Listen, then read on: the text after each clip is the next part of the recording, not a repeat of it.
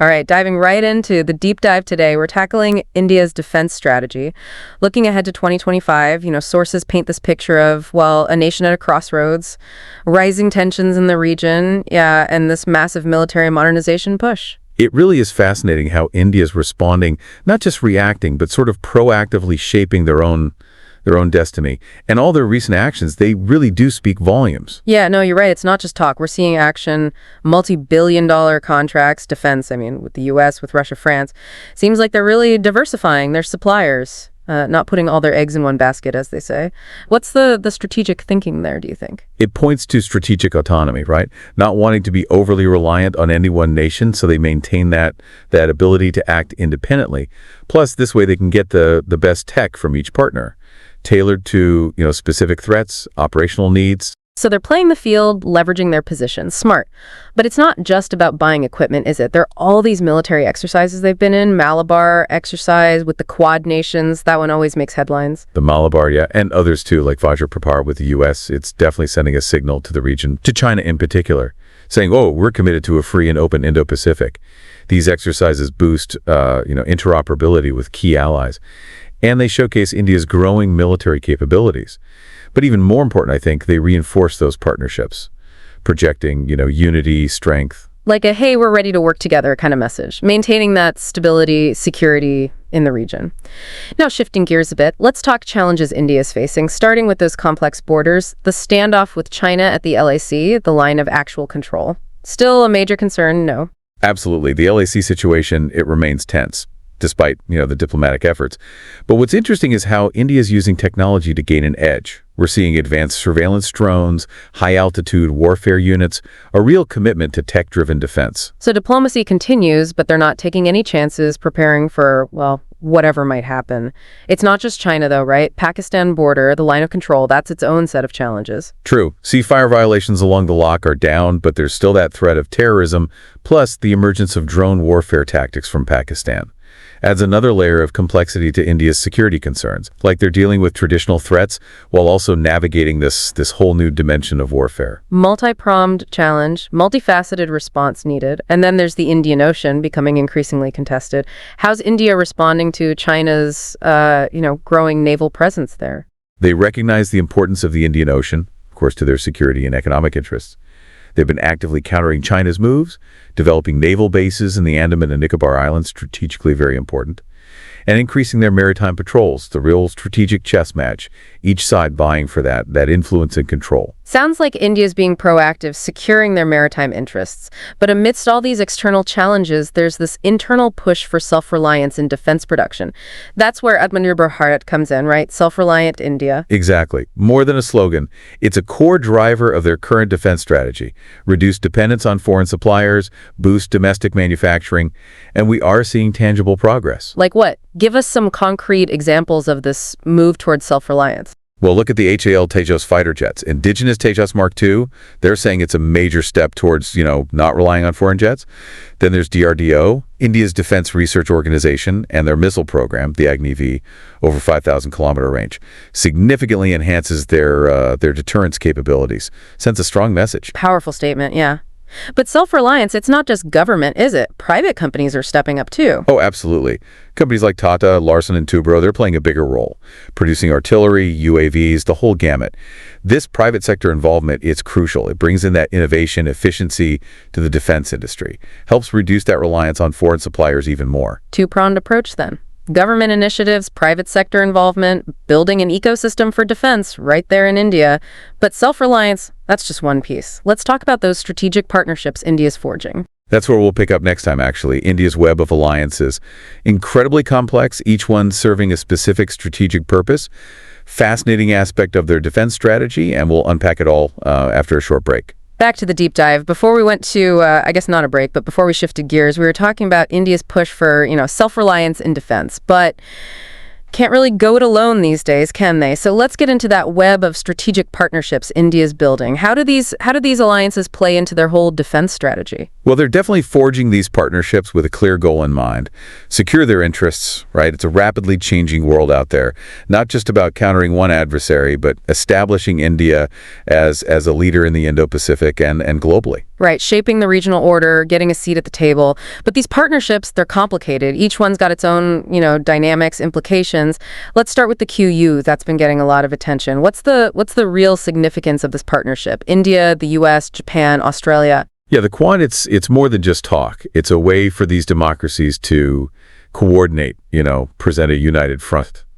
Especially with China's assertiveness in the Indo-Pacific. We're seeing more and more cooperation, maritime security, intelligence sharing, joint military exercises. It's not just military, though, right? There's that economic side to the QUT, infrastructure development, countering China's Belt and Road. Oh, absolutely. They're looking to offer alternative models for development, investment in the region, a more, transparent approach, sustainable. It's not just containing China. It's about offering a different vision for the Indo-Pacific. Shared values, a rules-based order, all that. Compelling point. But while the QU is pretty new, India's got these long-standing relationships with Russia, for example. How does that fit in now with their defense strategy, especially given all the global pressure on Russia right now? India and Russia, that goes deep. Strategically, militarily, they've been a reliable supplier, for decades. And both countries, they want stability in Asia. This is definitely complex, the current global climate. But India wants to navigate that and keep that partnership strong. It's a balancing act, that's for sure. Shows their commitment to strategic autonomy. They're not letting other countries dictate their choices. And speaking of long-standing partnerships, France. The Rafale deal, that was big. Now there's talk of even more collaboration. Yeah, it's going beyond just the fighter jets. They're talking submarines, nuclear reactors, even space exploration. France has become, a real key partner in that quest for technological advancement, for self-reliance. Seems like France is becoming pretty crucial, especially for those high-tech defense systems. And then there's the U.S. All those agreements lately, technology transfer, joint jet engine manufacturing, that's a real shift in their military cooperation. Definitely. The U.S.-India relationship, it's been growing for a while now. Shared concerns about China, obviously. Plus that convergence of strategic interests. Sure, there's still some friction, but they're finding common ground. Maritime security, counterterrorism, sharing defense technology. So they're not limiting themselves, not to any one bloc or alliance. They're engaging with multiple partners, balancing those interests, leveraging relationships to get what they need strategically. But with all this focus outward on partnerships and global dynamics, how is India dealing with internal challenges, the ones that affect their defense capabilities, I mean? That's a key question. They can't, achieve these global aspirations if they're not addressing those internal issues, the things that could hold them back. Right, like infrastructure, technological innovation, having that skilled workforce, the things that make a strong defense sector. Exactly. India's made progress for sure, but challenges remain. Like they need more skilled people in specialized fields like cyber warfare, space defense, and Make in India, it's gaining traction, but true self-reliance in defense that needs constant investment, the right policies, the right environment. Building that foundation, right, for their defense ambitions. It's not enough to just buy the fancy weapons. They need the people, the infrastructure to support a modern, technologically advanced military. Absolutely. And it's not just hardware, it's people too. The Indian military is going through a major transformation. New doctrines, integrating new technology, trying to get, better coordination between the different services. That push for a theater command structure, trying to break down those walls between the Army, Navy, Air Force, that's a big step, isn't it? Huge. They're recognizing that modern warfare, you got a seamless coordination between all the branches. This move towards jointness, it's essential if they want to tackle those complex security challenges. So yeah, getting the cool weapons is important, but building that modern, well-trained, integrated force, that's equally crucial. Multifaceted approach needs continuous effort, resources. For sure. And as India navigates all this, one thing's clear, they're making choices that will have, huge implications for the future, not just for India, but for the whole region. Which brings us to the big question, right? What does the future hold for India's defense strategy? Let's dive into that now. Explore the long-term impacts of all this, the challenges, the opportunities ahead. The long term, yeah, it's fascinating. One of the most, I think, striking things about India's strategy is how ambitious it is. They're not just trying to keep things as they are. They're really trying to reshape things, the balance of power in the region, positioning themselves as a major player on the world stage. But bold visions, they come with risks, challenges. How do you see these ambitions playing out long term? What hurdles might they hit? Well, other countries are definitely watching, especially China. As India becomes more assertive, you can see more competition, maybe even friction, as they both try to gain influence. It'll take careful diplomacy, a clear-eyed view of the risks to manage those geopolitical dynamics. Navigating that's going to be key.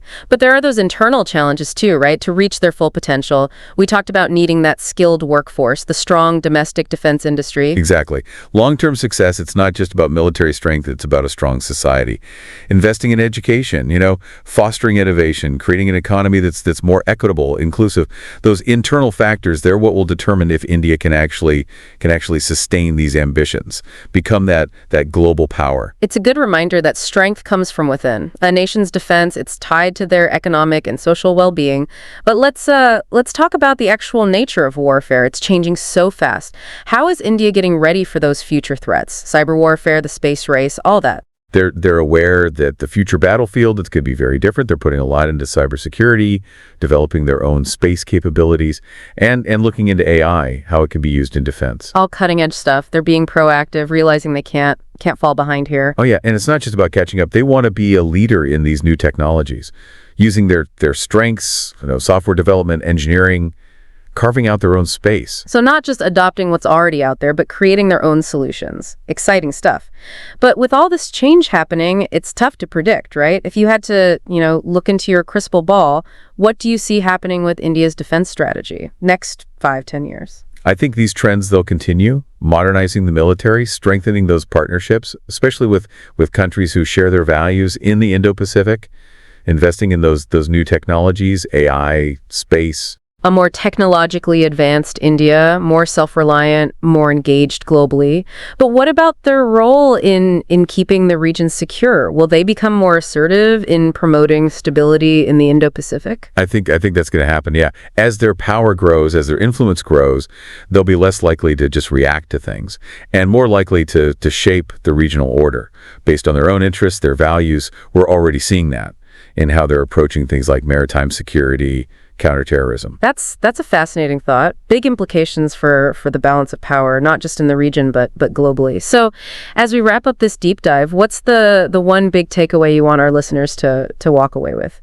I'd say India's at a really crucial point. The decisions they make now, they'll shape their own future, for sure. But also the future of the Indo-Pacific, maybe even the whole global order. It's complex, it's always changing, full of challenges and opportunities. It's been a real journey exploring all the ins and outs of India's defense strategy, border tensions, modernization, partnerships, technology. We've covered a lot. And as India's journey goes on, one thing's for certain. The world is watching. What they do will have a real impact on international relations for years to come. We hope this deep dive has given you a better understanding of what's shaping India's defense, the challenges and opportunities they're facing. We encourage you to keep learning about this, stay informed about what's happening in the region, and form your own conclusions about the role India is going to play on the world stage. Thanks for joining us on the deep dive. Back with the deep dive. All right, so we've looked at is modernization, the push for self-reliance, that complex web of partnerships they've got going on. Now, big picture time. What are the long-term implications of all this? And, what kind of challenges, opportunities might pop up as they move forward in this, pretty uncertain world, right? Yeah, it's interesting. One of the most striking things to me is just how ambitious they are. This isn't about keeping things the same. It's about changing the game entirely. That regional balance of power, becoming a major player on the world stage. Bold, no doubt. But bold comes with risks, right? How do you see these ambitions actually playing out? Long term, what could trip them up? Well, everyone's watching, that's for sure. China especially, as India gets more assertive, you could definitely see more competition, maybe even some friction, as they both try to increase their influence.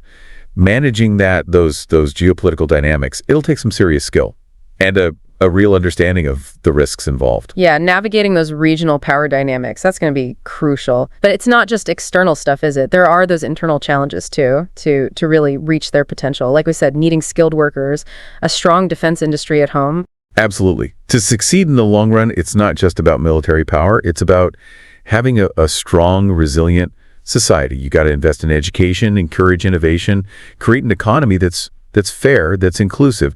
Those are the things that will determine whether they can actually keep up with these ambitions and actually become that global power. Right. It's not just about flexing muscles. It's about building from within. A nation's defense is tied to their economy, to their social well-being. But shifting gears a little bit, the nature of warfare itself, it's changing so fast. Cyber warfare, the space race, all that. How is India preparing for those future threats? They know the battlefield of the future. It's going to be, well, unlike anything we've seen. They're investing a lot in cybersecurity, developing their own stuff for space, and really looking into AI, how it can be used in defense. All that cutting edge stuff, yeah. They're on top of it, realizing they can't afford to fall behind. And it's not just about keeping up. They want to be leaders in this tech, using what they're good at, software development, engineering, creating their OWN solutions. So not just following, but forging their own path. That's exciting. But with all this change, it's hard to predict the future, right? If you had to look into your crystal ball, what do you see happening with India's defense strategy in the next, 5-10 years? I think these trends we're seeing, they'll keep going. Modernizing the military, closer ties with partners, particularly in the Indo-Pacific, those countries who share their outlook, and investing heavily in those new technologies, AI, space, that kind of thing. So a more technologically advanced India, more self-reliant, more active globally. But what about their role in shaping things regionally? Will they become more assertive in terms of, promoting stability, security in the Indo-Pacific? I think it's almost inevitable. As they gain power, as they gain influence, they'll be less inclined to just react to things, and more likely to try and shape the regional order themselves based on their own interests, their values. We're already seeing signs of that in how they're handling maritime security, counterterrorism, all that. That's a fascinating thought. Big implications, not just for the region, but for the whole world, really. So wrapping up this deep dive, what's the one key takeaway you want our listeners to leave with? I'd say this: India's at a crossroads. The decisions they make now, they're going to shape their future, obviously, but also the future of the Indo-Pacific and maybe even the whole global order. It's a complicated situation, constantly evolving, full of challenges, but also a lot of opportunity. It's been a really insightful look into India's defense strategy, border tensions, modernization, all the partnerships, the technology. We covered a lot of ground. And as India continues on this path, one thing's for sure, the world is definitely watching. What they do will have a ripple effect, impacting international relations for years to come. We hope this deep dive has given you a better grasp of what's going on with India's defense, the challenges they're up against, the opportunities they have. We encourage you to keep learning about this, stay updated on what's happening in the region, and draw your own conclusions about the role India is going to play on the world stage. Thanks for joining us on the deep dive.